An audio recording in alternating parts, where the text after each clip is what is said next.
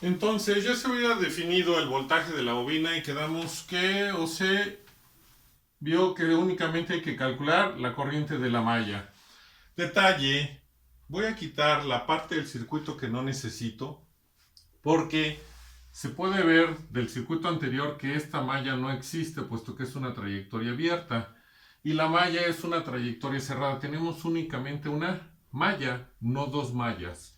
Entonces, ya una vez que establecimos todos los elementos que necesitamos, si se dan cuenta, la corriente 2, esto nos hace nada más que necesitemos a la impedancia 2 y 2,3 que están de este lado, porque la 2,1 se hace 0 por la operación que hay que realizar y entonces es nada más trabajar con la malla que tiene el circuito.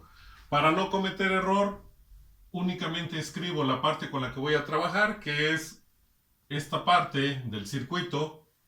Tenemos a Z2, Z3, Z4, Z5 y la fuente dependiente de 15. Recuerden que la que teníamos aquí era igual a 0, por eso es un cortocircuito. Y entonces vamos a calcular la impedancia de mallas.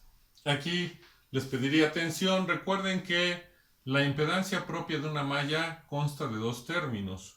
Cuando no tenemos acoplamientos únicamente, trabajamos con el primer término de la ecuación canónica, que me dice que la impedancia propia de una malla, lo primero que tengo que hacer es la suma de los elementos que forman, elementos pasivos, claro está, porque es una impedancia, que forman a la malla con la cual estamos trabajando. En este caso, pues, tenemos una sola malla y vamos a calcular la impedancia propia de esta malla.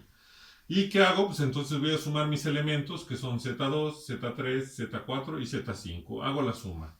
Cuando hay acoplamientos entre algunos elementos que estén formando parte de la malla que yo estoy analizando, en este caso sí tengo un acoplamiento, trabajamos con el segundo término de la ecuación canónica que me dice más, primero es la suma de todos los elementos que forman la malla, más dos veces si existieran acoplamientos entre elementos que forman parte de esa malla. Entonces es más dos veces. Abro paréntesis y ya sé que hay un solo acoplamiento aquí. Podría haber 3, 4, pero en este caso hay uno.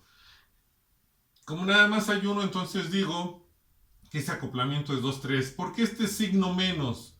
Porque una cosa es el valor del acoplamiento y otra cosa es cómo es ese acoplamiento con respecto al sentido de corriente de malla que se asignó. ¿Qué se hace para saber si este acoplamiento se va a quedar positivo o negativo? Lo recorremos a los dos elementos que están acoplados con la corriente, en dirección de la corriente de malla. Es decir, si empezamos a iniciar el recorrido hacia acá, la corriente de la malla va en contra de la corriente del elemento 3. Continúo, entonces significa que es menos, porque van en sentidos contrarios.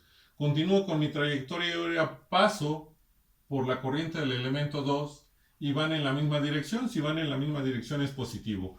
Más por menos me da menos.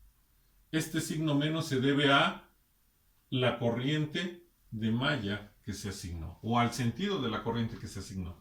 ¿Qué hacemos ahora? Pues ya no vamos a cometer ningún error si no nos equivocamos al momento de sustituir datos. ¿Qué tenemos que hacer? Sustituir los valores de los cajones de impedancias, en este caso de Z2, Z3, 4, 5, más dos veces, menos lo que valga 2, 3. Aquí es donde a veces se comete el error. Como estamos diciendo que es negativo y el valor de 2, 3 es negativo, ya no le ajustan. O sea, aquí va a ser menos por el menos, nos va a dar más. Y a veces solo dejan un menos porque lo están considerando que ese es el valor. Entonces, sustituyendo datos, Z2 vale 8S, Z3 vale 15S, Z4 vale 40 y Z5 vale 20 sobre S. Más dos veces menos lo que valga Z23 y en este caso Z23 vale menos 6S. Haciendo las operaciones nos queda que la impedancia propia de esta malla es 35S más 40 más 20 sobre S ohms. Y entonces ya tendríamos que escribir la ecuación de malla para poder calcular la corriente de la malla.